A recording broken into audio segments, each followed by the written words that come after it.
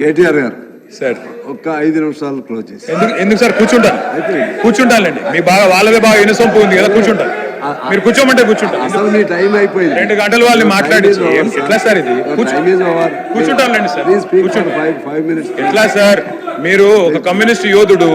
తెలంగాణ కోసం నిరాహార దీక్ష చేసిన కొత్తగూడెం బిడ్డ మీరు అట్లాంటిది మీరు కూడా మమ్మల్ని ఇట్లా గొంతు నొక్కితే ఎట్లా సార్ ముఖ్యమంత్రి గారు అంత ఫ్రస్ట్రేషన్ లో అంత ఆవేశంలో అంత ఆవేశం అంత అయ్యో పదవిలోకి వచ్చిన తర్వాత కూడా ఇంత ఫ్రస్ట్రేషన్ నా జీవితంలో ఎవరిలో చూడలేదు సార్ నేను అరే మొత్తం ఇంత దాడి ఇంత ఉక్రోషం ఏం పర్లేదు రేవంత్ రెడ్డి గారు ఇంకా తిట్టాలనుకుంటే ఇంకో 2 గంటలు తిట్టండి మాకేం అభ్యంతరం లేదు ఎందుకంటే మీ మైక్ కట్ కాదు నీకు ఎంత ఉందో అంత తీసుకో నాకేం ఇబ్బంది లేదు మీ తిట్లన్నీ మాకు దీవెనలు మాకు ఆశీర్వాదాలు మీరు ఎంత మాట్లాడితే మాకు అంత మంచిది ఎందుకంటే మీ వల్ల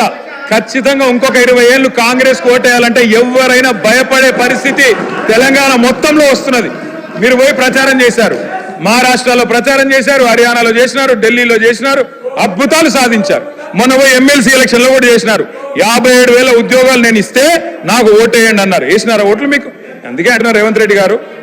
రంకెలతో ఏమి రాదు ప్రతిపక్షాల మీద దాడి చేస్తే కాదు అధ్యక్ష మీరు వచ్చింది